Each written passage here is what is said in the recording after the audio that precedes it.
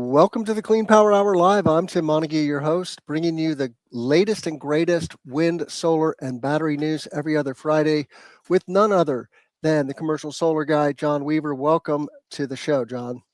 Hi, Tim. Tim, I just want everybody to know Tim lives a good life right now. Tim is sitting, he's around his boating. There's birds and water around him, and people having nice conversations with probably shrimp cocktails. So, Tim, what is your hobby? Like you're really good at moving boats across water. This is part of your talents, right? Yeah, I'm a human being, and so boats are part of my DNA. They're so important. And I'm in Lake St. Clair near Detroit, Michigan. I'm looking out over the lake. There's a beautiful wind farm on the far side, which is Oh, Canada. cool. The Canadian side, there's a big wind farm. Um, and otherwise, yes, it's blue water and lots of sailboats. And I'm here for the One Design Regatta at the Crescent Sail Yacht Club. I sail a Flying Scot, which is a One Design boat, but there's a bunch of One Design boats that I'll be racing with, and boats like the Lightning and the Thistle. So it's a very storied Okay. place. This is old money, Detroit old money, Old money. and All right. So now we know about Tim a little bit more, everybody. We just yep, learned some stuff. yep. Got to go Cool. sailing. Got to go sailing. It's a great way to decompress from this ordinary life. Um, but we have a lot of news, John. So, and more importantly, you are just fresh back from China. You Yes. made your first trip, I think, to China. Is that right? No. I went to China once back in 2008. I went Okay. to, I landed in the big city and bounced through it, and then I went to like Kashgar. I went to like the western portion of the country, crossed into. It was a thing about the Silk Route back in the day. So we did like Western China, crossed over into Pakistan, went through some beautiful places, and Oh, then wow. then Silk we Road. saw a solar eclipse on August 1st, 2008. That was Oh, actually the driver of that trip, was to see a solar eclipse. I'd never seen one, and yeah. made it into a vacation. And so Yeah. Shanghai was cool. Solar show was great. Downtown Shanghai, very big city, beautiful. Lots of EVs and electric mopeds, and and they do well on the roads driving. And so So I I have was a riding my question. bicycle amongst them. Yeah, yeah. I have a question. I'm famous for saying if you want to see the future, go to China. Does that statement hold water? Certain things, definitely. Yeah. Mm. Like EVs downtown in Shanghai, the quietness. I've heard about it before, like the quiet city. It's different. It's a quiet city. Like you could talk to people right next to you. All the vehicles, like there's one or two vehicles that are allowed, and it's that's it. And so that was one thing that was pretty cool. There was a lot of nice construction, tall buildings downtown. Driving around town. The police officers were nice because like two or three times I was riding my bicycle in the wrong place. They're like, "Nope, can't go there." That's because I missed a sign occasionally. Uh, so Well, it I'm was glad you cool. didn't get arrested. Nah, But tell us about the solar show, John. This is one of the largest yeah, solar wind battery. It was solar wind battery or solar and battery? solar battery for me. I mean, there was so much to be honest. There's whole rooms I didn't find because it was just massive, Yeah. and yeah, it was. So I think it's the largest in terms of people. Though I hear very strongly that this year there were a lot fewer spaces and a lot less showing because the domestic Chinese market has tightened from its peak of 2 years ago, 23, when it was just pounding out hardware. Then they really pulled back with manufacturing. But it was still a huge show, and the gear that was on the ground was cool. Modules were neat. There were batteries. Apparently, there were more batteries on the floor than solar, which was interesting. Machines. There's a lot fewer machines. People who manufacture machines on the show, on the floor, is what I heard. Oh, that was the opening morning. The day before, that place was a mess.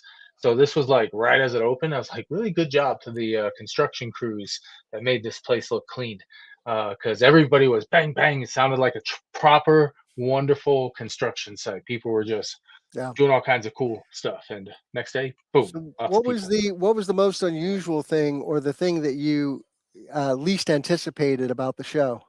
Least anticipated.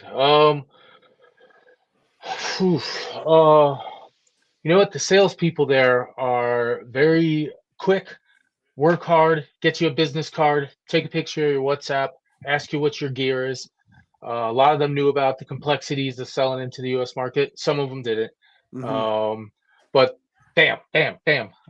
Get a picture of your business card into WhatsApp real fast. So I figure I'm going to start getting a lot of WhatsApp messages.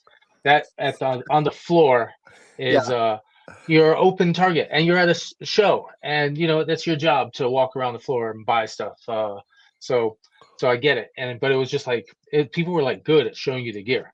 It's like bah, bah, bah. I like it was And hard because I'm was there a technology that really grabbed your attention or caught your eye?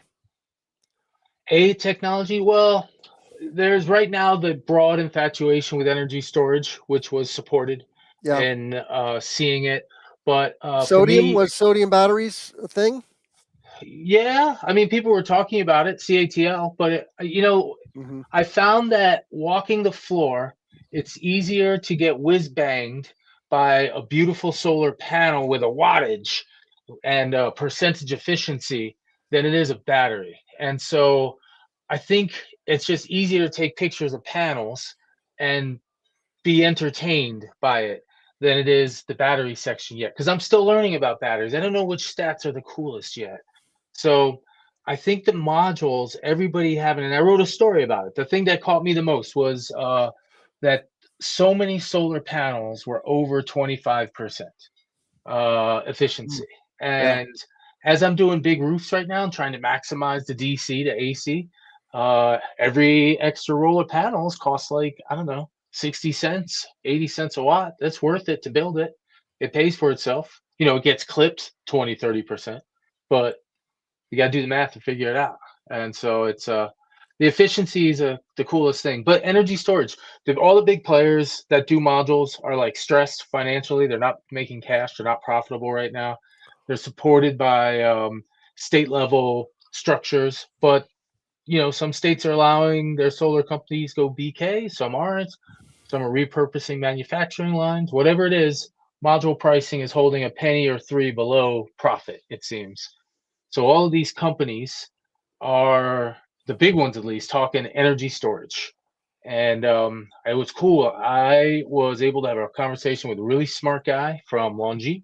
He was CFO, and it was just great to listen to perspective from a CFO Mm. of Mm. such a strong company. And they're looking at offering a platform for energy storage so that developers can come and know that the system is I guess it gets rid of the integrator or crosses into the integrator space. They're bringing together technologies, they're bringing it into their own house.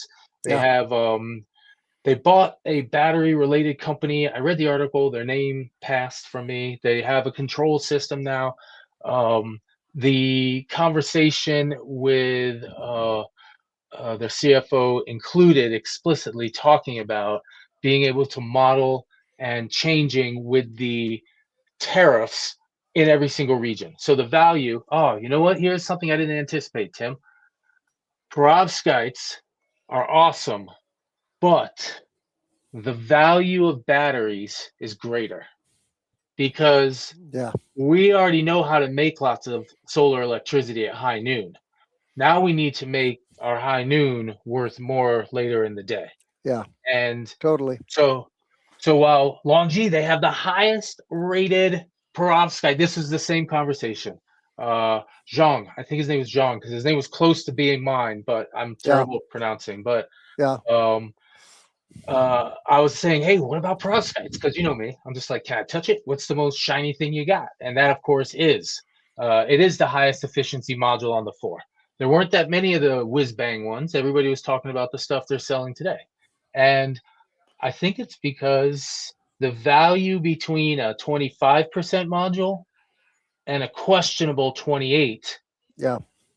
isn't is awesome, but it's not like whiz bang. Right now we have real projects, hundreds of gigawatts.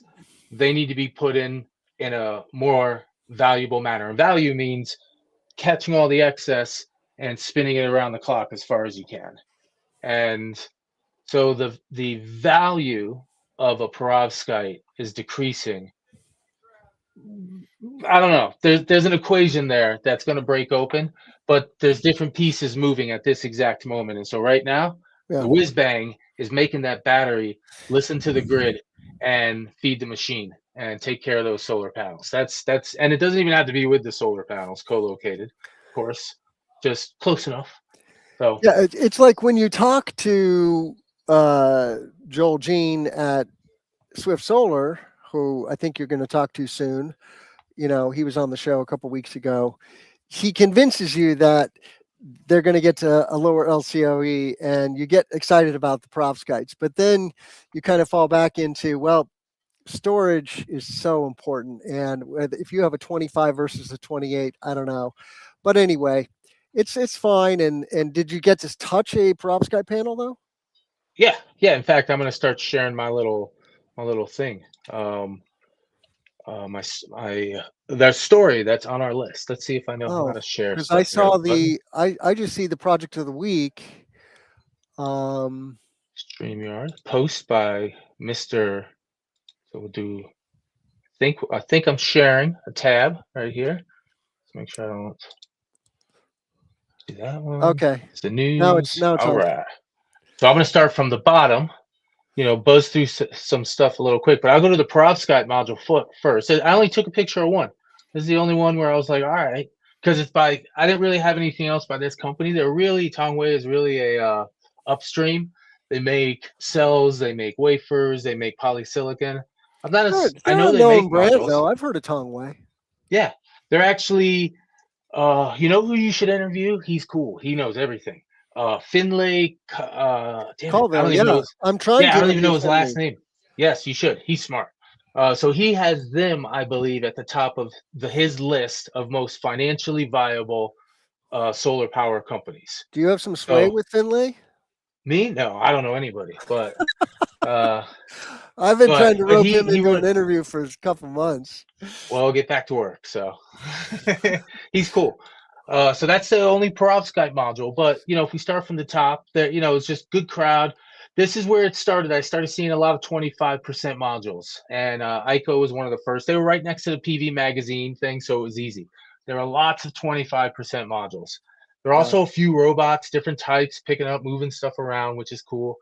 Lots of 25% modules. This is an AIDC one, AI, uh, and some level it's part of a DC system that is supposed to feed a little differently. I don't know if that's just sales pitch or if there's a little bit of logic in how it's structured to try and support these higher voltage systems. I'd love to learn more about how they structure the microgrids that feed data centers. They're like 800 volts because the architecture of the computer chips are different. I think that's what I've heard. I What don't is know that anything. bottom line there? 7,000, 5,000. What is that? I think that's Pascal's Oh, okay. PA. Notice the PA there? Like we can not stand on it, but touch it. Okay. Then there's just some cool colored modules. These are always out there. More robots. There's my oh my gosh, it's 27%. I think that may have been the highest one on the floor. More cool colored modules. A recycling manufacturing line. This was kind of neat. Usually we see solar panel manufacturing lines. Well, here's the opposite. Now we're taking it apart, and I just thought it was kind of neat that people are thinking on a systems level with modules, getting better at it, pushing on it, because everybody wants to talk about recycling, and if we start automating it like this will be like, all right, module recycling at 89, 95, 98%, redoing it. That's pretty solid stuff. More robots, lots of robots. There are not too many robots, but enough that each one I saw that was cooler I've never than the seen a prior one. robot arm moving on an American trade show floor. Oh, really? Okay, No, well, there are like 6 of them. that's cool. I like it. Yeah, lots of robots. Um, It was, so they're uh, promoting a robot that installs modules, obviously there. um, That looks like the Lumi almost. well, it's got some good solid tracks. So, a machine that extends modules outward, moves it nicely. This guy I got to meet. This is a battery. 2,710 amps, made by BYD. It's about 2.5, it's not 3x the biggest out there. I think the biggest is 13, so maybe just two, double the biggest cell out there. And that's multiple feet wide. That's big, chunky piece of hardware. I'm really interested in it. They put out some press on it. I saw press on it where the PR people said the battery with its 10,000 cycles would Yeah, end up having a levelized cost of storage LCOS of like 1.4 cents. And everything else I've seen about batteries has it at like 4 cents. So I wonder if they're not including other things, they're just going straight hardware, and this doesn't include yeah, management operations. right. But I think 1.4 is like a step change number from like three to fours down to a third of that number. And I don't know. Maybe we'll see. I think this is going to be an interesting technology, but I'm just infatuated with it. That's really what it is. So Uh, that tech, when you say that technology, it's a cell, battery cell technology. yeah, this is like a cell. This is, you know how you got a little Duracell that's like 9 volts X something. This is the equivalent. This is like a battery in and of itself, but this is just a single cell. You know how we had articles on here about a year ago where we talked about the year of the big cell? Do you remember that? Yeah, yeah, And we talked about 500 amp hour cells and 600 amp hour cells, and how we were leaving behind 314, which was the prior industry standard. These folks just jumped at 7x. You know, they're playing the maximization game, trying to figure out what things are. And some scientists said, oh, look at that little batch of correlations off to the left of the graph. And then they said, well, if we build a cell like this, it'll consume those. And everybody was like, all right, that's what I guesstimate occurred. You know, somebody came up with a reason to go this big with a cell. When I was at a conference, a bunch of people were on stage. It was neat. They gave me a little headphone that translated to English. oh And wow, and there was a gentleman on the stage who said he doesn't see value beyond 300 kilowatt hour cells. So chew on that, and then tell me about everyone else doing stuff. And I don't you truly mean get it because 300 amp hours? I don't amp understand. hour, yes, amp Okay, hour. So he okay, he said on stage, he goes, listen, I don't know why we have these giant cells. He goes, 300 amp hours where the benefits cease to exist, cease to happen. And I was like, all yeah, right. And I didn't understand it because I didn't hear I don't think he said the explicit reasons. He said he believed that. So, but nonetheless, he said it. So now it's in my head thinking, what does this guy know? yeah, So, so that was pretty cool. This is Longy talking about their platform. And I'm going to try and write a few stories from this. One of them is going to be about my disappointment with perovskites, but my realization that I think energy storage really should trump everything relative to perovskites in terms of just yeah, let's see, professional infatuation. Perovskites can stay in my science fiction, and they're going to come and they're going to roll out. But it's really we need to fall in love with batteries, I think, yeah. or just We need to recognize that we have the technology, even with batteries, John. We have the technology truly to completely green the grid now. We truly just have to deploy, deploy, deploy, as Jigar Shah says. And of course, the technology is going to get better. It's going to get better faster on the battery side than on the solar panel side, but because batteries are about 10 years behind solar panels, but they're coming. And, like you here's know, a solar panel, 26%. That this is going to be like standard in a couple years. yep, And wow, you know, that's pretty cool, man. When I started, it was like 13%. I remember Mage. I had some Mage solar panels that a guy from named Wolf pitched them to me, and when I was at Leaf Solar Power, and he brought me some cool Mage panels. I was like, all right, I got to try and sell some of these. I don't know what percentage they were. They were like 14 or 13, maybe they were 15. It's 2008, 2009. It's good stuff. So now it's 26%, dude. It's coming. It's not today, but that's a panel that exists. It's been tested. The cells were 28.2%. I think somewhere in the low 29s, upper 28s, low 29s is like the true limit, like that 33.3 Shockley Guestly yep, limit. and then it translates down in reality to like 29 and change is where you can actually get a cell. And we're at 28 too. I think we're within 1% of where we think we can go. That's kind of cool. Should we talk about your project of the week? Yes, I like the project of the week. All right. All right. Let's move on to that. I'll get that on screen. You're building a large rooftop project. Yes. What's the project? So this is a 1.9. Oh no, sorry. This is a 679, 693, somewhere in that range. I can't remember the number right now. Say 700 confused myself. kW. Yeah, just under 700 kW. Jeez. Of Helene 640s, sun ballast, racking, solar edge optimizers, being built downtown in Fall River, where roughly we're at like 98% of the AC work. Inverters are in place. I saw a wire. I have pictures of wire being pulled up to the inverters. So at that point, then the AC side is done. Yeah, they were working on this stuff all yesterday.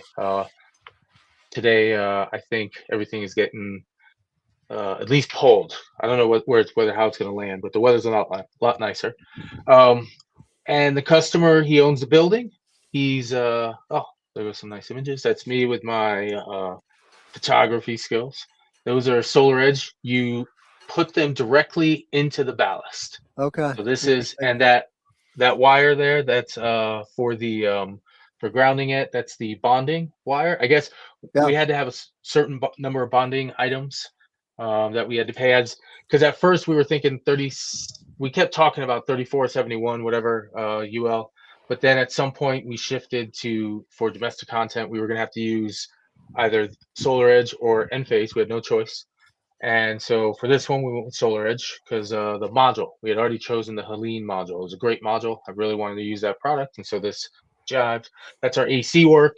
Everything at this stage is super close to done. Again, they were pulling the red wire or the colored wire going into the conduit today. So I'm sure they haven't landed at all in the panels, but it's moving. And some modules are going down. Yeah, we're at like, I've never heard of this. I've never heard of this racking system. It's quite a unique racking system, right? The ballast is like integral to the system, huh? There's so few components. It's just that the components are heavy. It's a 96-pound block. Yeah. They have a smaller one, but with the way yeah. So that's why the first picture. Remember the first picture with the big wheels?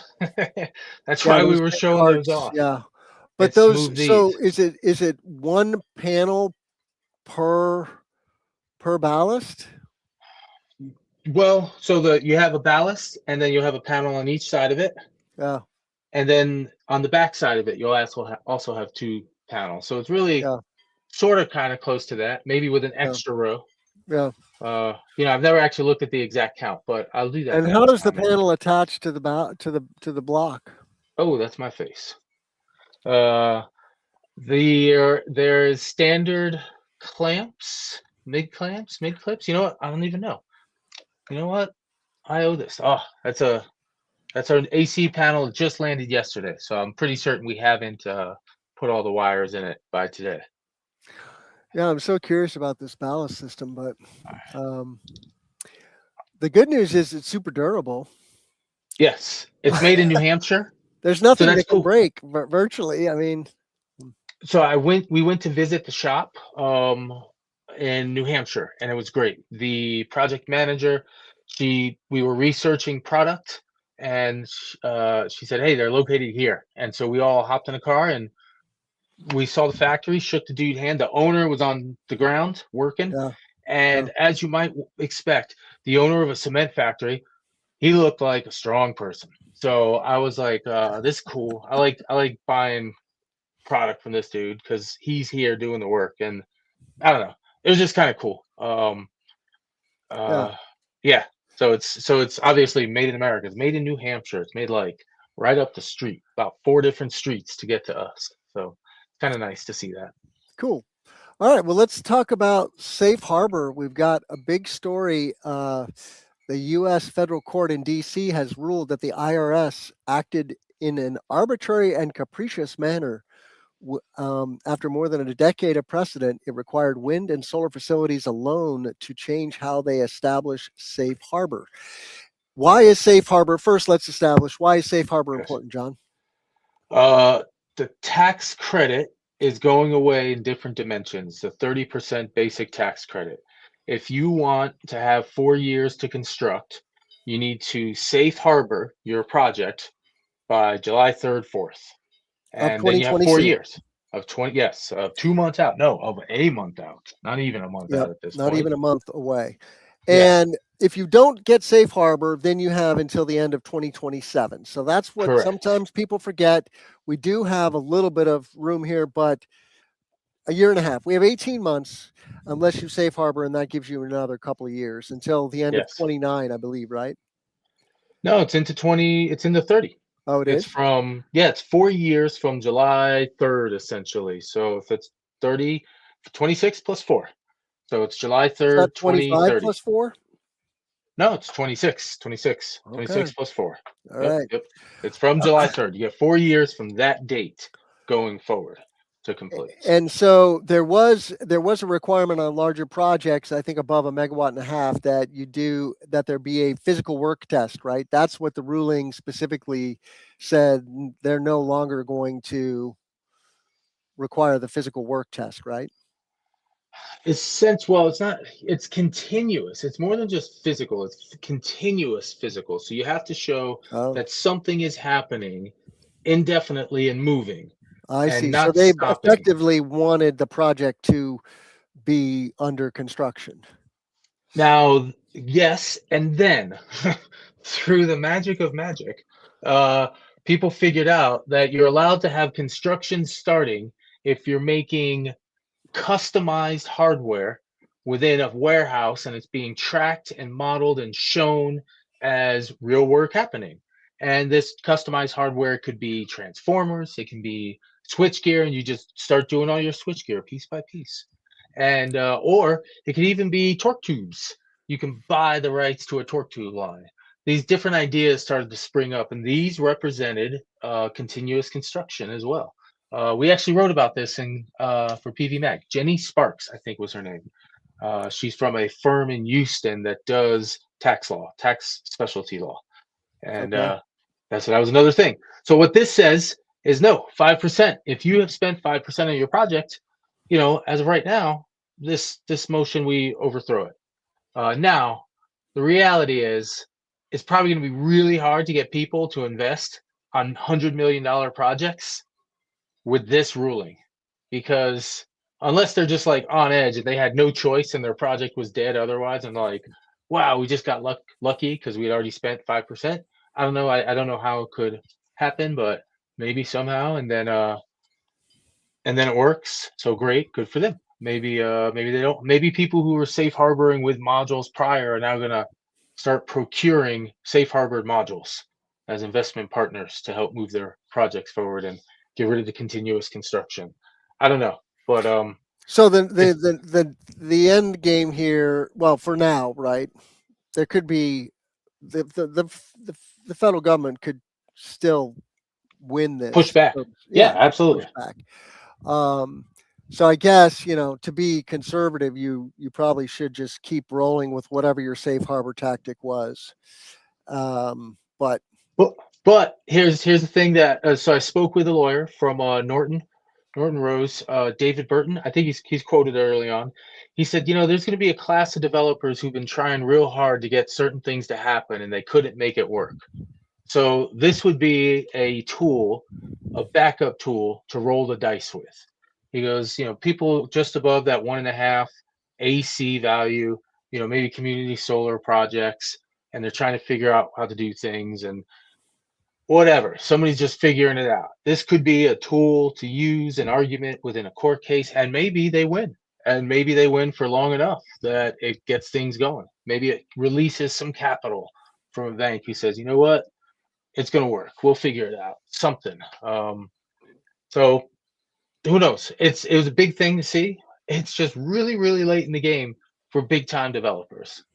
For a certain class, maybe it will make it. Maybe it'll make something work. Now you have a reason. Now you have a reason to take a swing and believe you're going to get it. Because the rule just changed. You still got to spend 5% of a project, and if for the people that are above 1.5 megs, let's just say it's a dollar a watt for the case of it. That's 50 G's, 70 G's. So it's not like chump change. You got to figure out how to spend $70,000 and invest Yeah. as a starter for that game. So there you Cool. go. I think that's a cool case to see. It was just neat to read about. Well, as we were saying earlier, battery storage is super important. I wrote a story for Solar Builder that just dropped yesterday, Cool, man. and it's titled C&I Installers Battery Storage Playbook for 2026. I made a nice graphic using Notebook LLM. If you haven't tried Notebook LLM, check it out. It'll take your transcript. It'll make a audio podcast out of it if you want. It'll make graphics like this. But I built this story around the framework that Intelligent Generation created called Earn, Save, Protect. And it's just a super easy way to remember the value of batteries, okay? You can earn money with grid services like frequency regulation. You can save money doing energy arbitrage, right? You buy low, sell high, and you protect with resiliency, right? You can have ride through if you're an industrial facility and there's a brownout, or you can have 24/7 power if you're a smaller facility and you have a big battery. So that is the moniker that every installer needs to know: earn, save, protect. And then whatever jurisdictions you're working in, you need to really dial in what is that value stack in your jurisdiction, right? Because it varies in New York ISO versus PJM, right? I work in PJM a lot. That's ComEd in Northern Illinois, but it goes all the way over to New Jersey and Pennsylvania. Huge ISO. And they will pay you for frequency regulation in PJM, which is nice. It's not the bulk. The bulk of the savings from a battery in PJM are capacity and demand charge reductions, which can be 30% of a large customer's bill. And so when you're coming from resi, John, into commercial, there's this whole other world in this value stack that you haven't been thinking about, right? For the most part. Unless you've been doing like VPP, and that's of course another thing that's coming on strong. There are VPP programs in Texas, in California, in Illinois. Where else? Have you ever done a VPP, John? Residential projects, it's really not doing much. You check a box once the end phase battery is installed. It's Yeah. and it's not even That's we in who check it. Massachusetts, right? In Massachusetts, you have a VPP program, I think. It's called Connected Solutions. Yep. Yeah. And it's really the customer who checks the box. You just tell them, hey, go talk to the app and go here, and it takes you to the VPP enroll button, and boom, you're in it. Yeah. So I had a guest. The interview hasn't dropped yet, but I interviewed Mike Nicholas from Hiller Companies, and Mike used to be a fire. I think he was an assistant fire chief in a place called Kern County, Kern County. California. There's a lot of They do a lot of solar. in Kern County. Yes, that's cool, man. They're always in the headlines for big old stuff. And Mike has so many pearls of wisdom, though. So you can look forward to seeing that interview. I've also, I will be writing more about fire safety. But the big thing with fire departments is talk to them earlier in the process, right? Don't wait until you're down to the wire. Talk to them early, get them familiar with your project, make sure they understand lithium iron phosphate is different than the historical NMC, right? Nickel, manganese, cobalt, right? The people still remember the Moss Landing fire and have that stuck in their heads. But the technology with LFP is much less fire prone. But you got to talk to these fire departments early because this is new for them, right? And they have a big responsibility, right? Their job is to keep the community safe, and there's no reason we can't do batteries safely. but you got to talk to your AHJs and fire departments. So let's move on. What's next? Next is Australia. Oh, And we're Big going to talk Daddy. about Oh, you Q want to do cells? Q-cell? Yeah, no, Yeah. heck yeah. Look at the pictures. Show the pictures. Yeah. So what's Q cells made an announcement this week. 3 That gigs. So they had the full thing, man. Sorry, I'm Yeah, excited. explain it. Explain what is it? What do you mean the full Monty at Q cells? What does that mean? Yeah. So I think they go all the way from polysilicon through modules, 3 gigawatts capacity. I'm not exactly certain where the poly's coming from. It could be on site, but I think they're doing everything else on site and buying poly. I don't know. We could ask the machine. You know, the machine is usually close. Where does Q cell get its poly? Where does Q cell Yeah, so get Q its cells, has been doing module poly? assembly for a long time in Georgia, and now they're completely vertically integrating and making the poly, the cells, or the wafer, the cell, and the module. And so you can get a completely American-made solar module now coming out of Georgia. I'm pretty sure they're making the ingots in the U.S., but Maybe it's the whole thing there. I haven't seen it, but I'm still working toward it. But you, it's all in the US. So that's the pitch. And my knowledge is probably limited because I don't know every little thing going on, it turns out. But I think they're making the whole dang thing. And it's all down there in Georgia now. And I'm excited that they're doing it. And it's cool. I hope look at that. Just cool little cells moving through a machine. It looks and like that's really cool how the video quality, it looks like a cartoon almost, dude. It's pretty cool. right now, I mean, for domestic content, of course, there's a trade-off. You're getting the 10% adder currently, right, for the ITC, but the product is going to be more expensive because it's American labor. Yep. So you still got to do the math. It's non-trivial, and this is why I promote Chris Lettman so much, because he really knows his stuff. He's got great uh, calculators, and you can even do like a blend, right, of some modules with domestic content, some with just panel assembly, or some other mixture, right? Chris makes custom modules too. So if you actually need modules, Chris and his company are Yeah, making Imperial Star. volumes. Yeah, I think if you have 10 gigs of capacity, no, maybe not 10 gigs, maybe 10 megawatts, but some number they'll give you a reasonable price to customize your product. So the Q cell factory in Georgia is going now, man, and I think it's full string. I think it's full vertical, and that's cool. I'm excited that they're doing it. It's been hard work. It's 26. It's what is it? Almost halfway through 26. I don't know. It's not too long to build a new industry.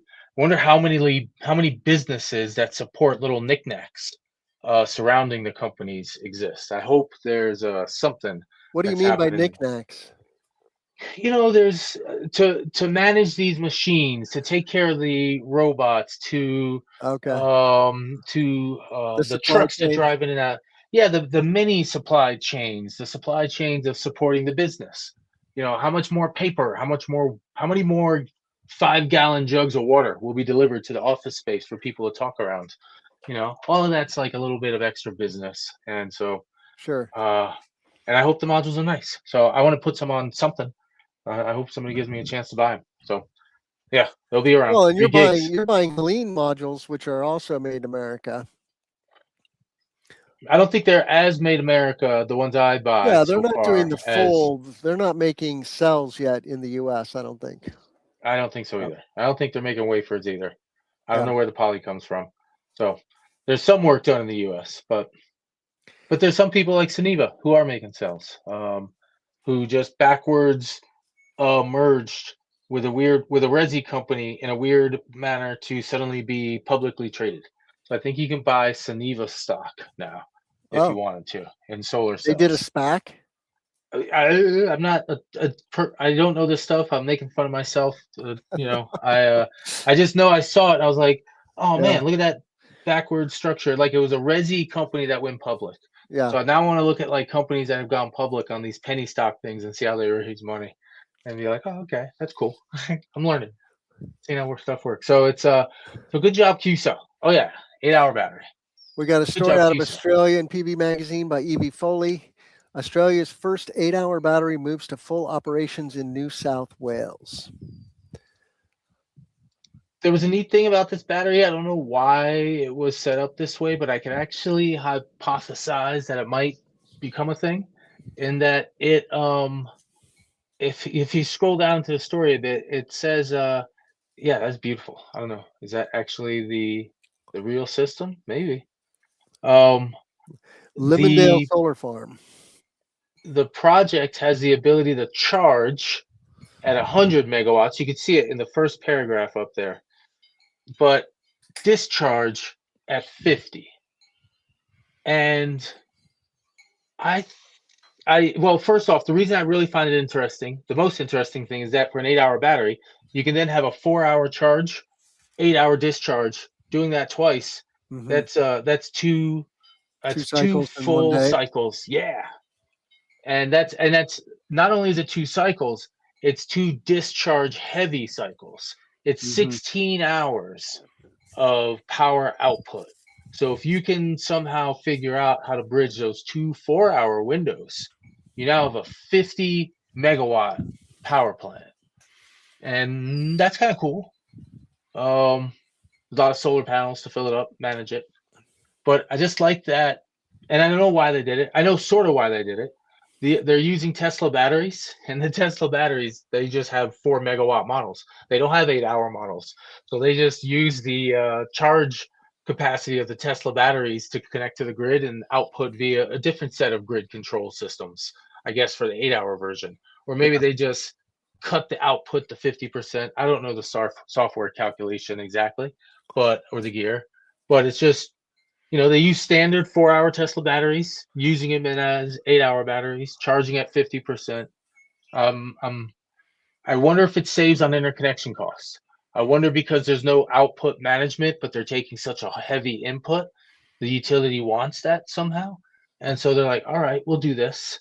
I wonder if they're charging heaviest during 11 a.m. to 3 p.m. or 10 a.m. to 2 p.m. Like, just whoosh, like taking in all the solar they can, every bit of it for 4 hours, like blasting 400 megawatt hours of solar into those batteries, or whatever it is that they're going to get in there during 4 hours, because they got to fill the whole thing up so it can Yeah, then it run for 8 hours. sounds like there's a program that incentivizes long duration storage. Yes. Well, there's also that model. But now, how do we use it? So we have this program. People keep saying we need long duration to bridge the gap longer. Okay, I'll take it. How do we use it now? How do we value their pricing? Like, we have to give a pretty much a capacity payment in 8-hour chunks at a price that supports long duration, to see if it makes financial sense, to see if somebody like that BYD battery, which comes in an 8-hour format. Oh, here we go, Tim. The BYD battery, that big 2700 10 amp hour cell, it's standard 4 and 8-hour versions. And I think 8-hour output is its default output on that unit. Hmm. So maybe there's something there. So I don't know. 8-hour batteries. Batteries are doing a whole bunch of stuff. So I think it's cool that you put out a document. I guess because you are paying attention to trends, and you're like, all right, I gotta tell people some stuff that I know so they can do it too. Because that's the biggest thing from the show, is batteries, man. There's more floor space dedicated to batteries than it was solar panels. That was the biggest Absolutely. Yeah. biggest business thing to know and talk about. That was Generation, we're so good at it. We're that was good at very hitting. noticeable at Intersolar in San Diego too in February. Ah, More batteries than solar on the show floor. All right, let's talk about the Pope. I think this will be our final story, John. this is a good thing to finish on. We have an American Pope now. I still can't wrap my head around that. From Chicago. Yeah, baby. Pope establishes foundation to implement Vatican agrivoltaic project. Just a very simple story. In the There's Vatican news, nonetheless. yeah, oh yeah, I wanted to make sure I went to the source on this one, because you know this is a complex. But I like the idea that the thought of agrivoltaics is really being spread around the world, and I don't know. It just seems very fitting that you can make food and electricity from the same plot, and they're actually pretty optimized.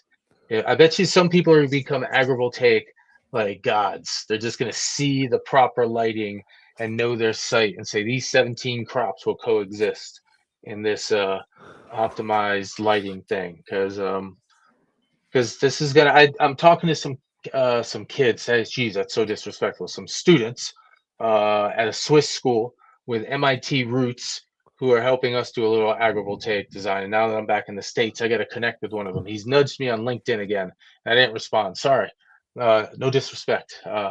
But anyway, So uh, the Fratello Soul Foundation will promote, and as envisioned in Pope Francis's 2024 Motu Proprio. Wow, I can't say that. I'm obviously no good at Latin. Um, a transition toward a sustainable development model.